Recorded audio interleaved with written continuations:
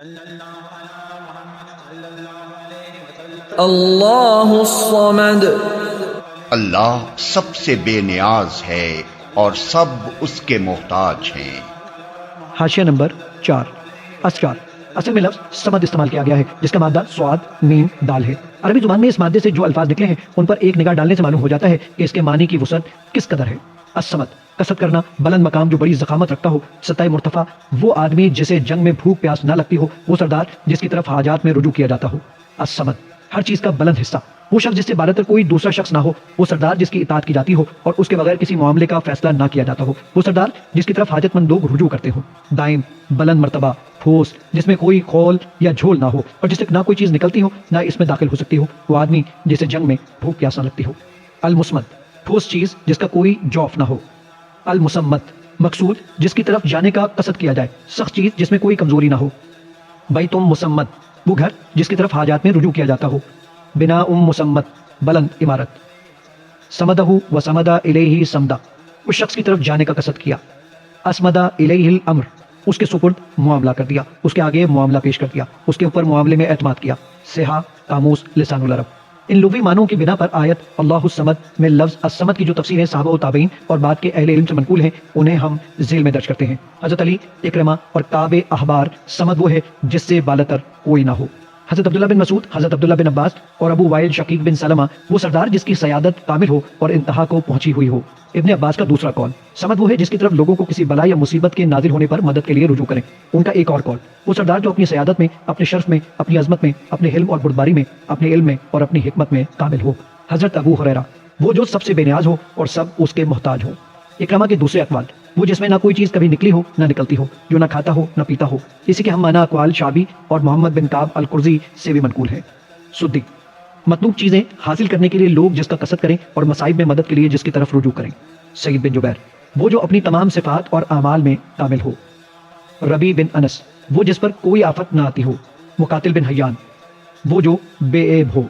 ابن کیسان وہ جس کے صف سے کوئی دوسرا متصف نہ ہو۔ حسن بصری اور قتادہ جو باقی رہنے والا اور لازوال ہو۔ اسی سے ملتے جلتے اقوال مجاہد اور معمر اور مرہ الحمدانی سے بھی منقول ہیں۔ مرۃ الحمدانی کا ایک اور قول یہ ہے وہ جو اپنی مرضی کے مطابق جو چاہے فیصلے کرے اور جو کام چاہے کرے، اس کے حکم اور فیصلے پر نظر ثانی کرنے والا کوئی نہ ہو۔ ابراہیم نقی وہ جس کی طرف لوگ اپنی حاجتوں کے لیے رجوع کریں۔ ابو بکر الانباری اہل لغت کے درمیان اس میں کوئی اختلاف نہیں ہے کہ صمد اس سردار کو کہتے ہیں جس سے بالاتر کوئی اور سردار نہ ہو اور جس کی طرف لوگ اپنی حاجات اور اپنے معاملات میں رجوع کریں۔ اسی کے قریب الزجاج کا قول ہے، وہ کہتے ہیں کہ صمد وہ ہے جس پر سرداری ختم ہو گئی ہو اور ہر ایک اپنی حاجات کے لیے جس کی طرف رجوع کرے۔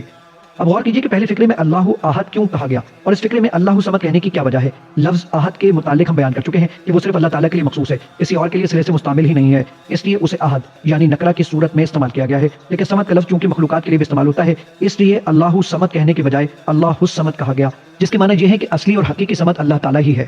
مخلوق اگر کسی حیثیت سے صمد ہو بھی تو کسی دوسری حیثیت سے وہ صمد نہیں ہے، کیونکہ وہ فانی ہے، لازوال نہیں ہے، قابل تجزیہ و تقسیم ہے، مرکب ہے، کسی وقت اس کے اجزاء بکھر سکتے ہیں۔ بعض مخلوقات اس کے محتاج ہیں تو بعض کا وہ خود محتاج ہے، اس کی سیادت اضافی ہے نہ کہ مطلق، کسی کے مقابلے وہ برتر ہے تو اس کے مقابلے میں کوئی اور برتر ہے۔ بعض مخلوقات کی بعض حاجات کو وہ پورا کر سکتا ہے مگر سب کی تمام حاجات کو پورا کرنا کسی مخلوق کے بس میں نہیں ہے، بخلاف اس کے کہ اللہ تعالیٰ کی صمدیت ہر حیثیت سے کامل ہے۔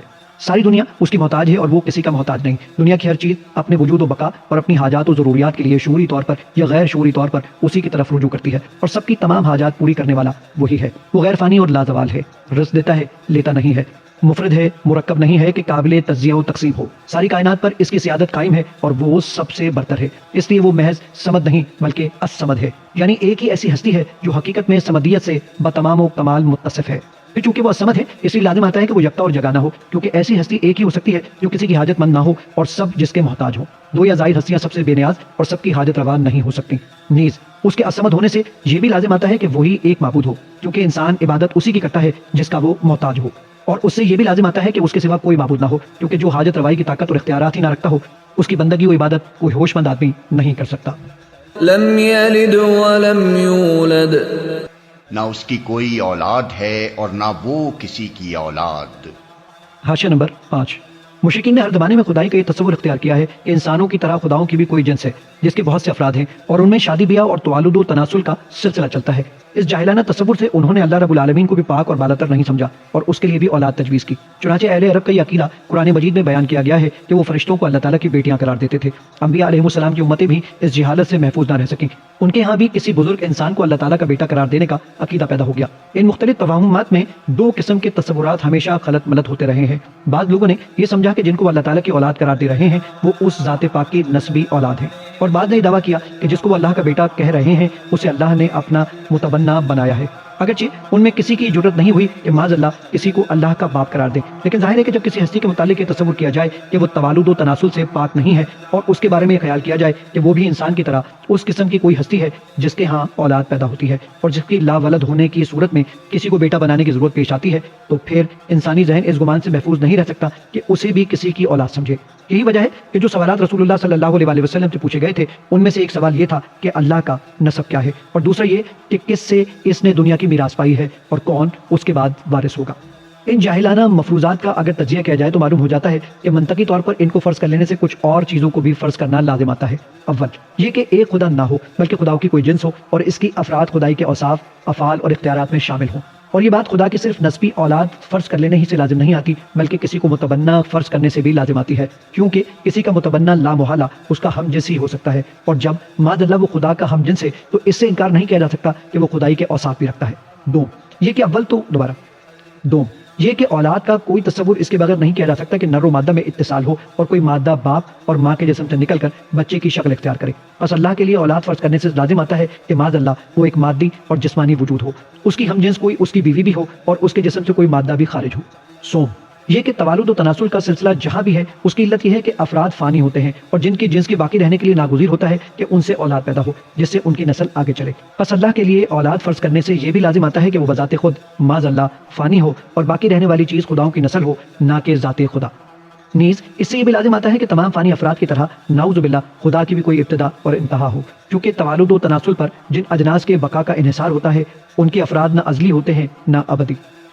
یہ کہ کسی کو متبنہ بنانے کی غرض یہ ہوتی ہے کہ ایک لاولد شخص اپنی زندگی میں کسی مددگار کا اور اپنی وفات کے بعد کسی وارث کا حاجت مند ہوتا ہے، لہذا اللہ تعالیٰ کے لیے فرض کرنا کہ اس نے کسی کو بیٹا بنایا ہے اس ذات پاک کی طرف لازماً وہی سب کمزوریاں منسوخ کرنا ہے جو فانی اشخاص میں پائی جاتی ہیں۔ ان تمام مفروضات کی جڑ اگرچہ اللہ تعالیٰ کو احد اور الصمد کہنے سے ہی کٹ جاتی ہے، لیکن اس کے بعد یہ ارشاد فرمانے سے کہ نہ اس کی کوئی اولاد ہے اور نہ وہ کسی کی اولاد، اس معاملے میں کسی اشتباہ کی گنجائش بھی باقی نہیں رہتی۔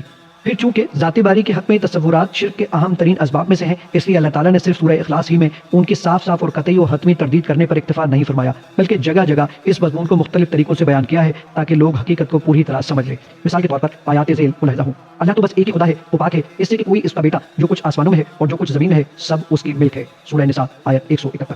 خوب سن رکھو، یہ لوگ دراصل اپنی من گھڑت سے یہ بات کہتے ہیں کہ اللہ اولاد رکھتا ہے، فی الواقع یہ قطعی جھوٹے ہیں۔ سورہ صافات آیت 151 152۔ انہوں نے اللہ اور فرشتوں کے درمیان نسب کا رشتہ بنا رکھا ہے، حالانکہ فرشتے خوب جانتے ہیں کہ یہ لوگ مجرموں کی حیثیت سے پیش کیے جانے والے ہیں۔ سورہ صافات آیت 158۔ لوگوں نے اس کے بندوں میں سے بعض کو اس کا جز بنا ڈالا، حقیقت یہ ہے کہ انسان کھلا احسان فراموش ہے۔ سورۃ الزخرف آیت 15۔ اور لوگوں نے جنوں کو اللہ کا شریک ٹھہرا دیا حالانکہ ان کا خالق ہے، اور انہوں نے بے جانے بوجھے اس کے لیے بیٹے اور بیٹیاں کر لی حالانکہ وہ پاک ہے اور بالا تر ہے ان باتوں سے جو وہ کہتے ہیں، وہ تو آسمانوں اور زمین کا موجد ہے، اس کا کوئی بیٹا کیسے ہو سکتا ہے جبکہ کوئی اس کے شریک زندگی ہی نہیں ہے، اس نے ہر چیز کو پیدا کیا ہے۔ سورۃ الانعام آیت 100 101۔ اور ان لوگوں نے کہا کہ خدا رحمان نے کسی کو بیٹا بنایا ہے، پاک ہے وہ اللہ، بلکہ جن کو یہ اس کی اولاد کہتے ہیں وہ تو بندے ہیں جنہیں عزت دی گئی ہے۔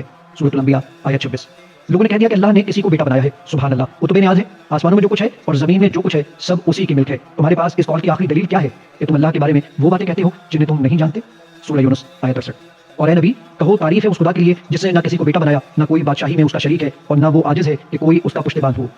سورہ بنی اسرائیل آیت 111۔ اللہ نے کسی کو بیٹا نہیں بنایا اور کوئی دوسرا خدا اس کے ساتھ نہیں ہے۔ سورۃ المومنون آیت 91۔ ان آیت میں ہر پہلو سے ان لوگوں کے عقیدے کی تردید کر دی گئی ہے جو اللہ کے لیے نسبی اولاد یا متبنہ بنائی ہوئی اولاد تجویز کرتے ہیں، اور اس کے غلط ہونے کے دلائل بھی بیان کر دیے گئے ہیں۔ یہ اور اس مضمون کی دوسری بہت سی آیات جو قرآن مجید میں ہیں سورہ اخلاص کی بہترین تفسیر کرتی ہیں۔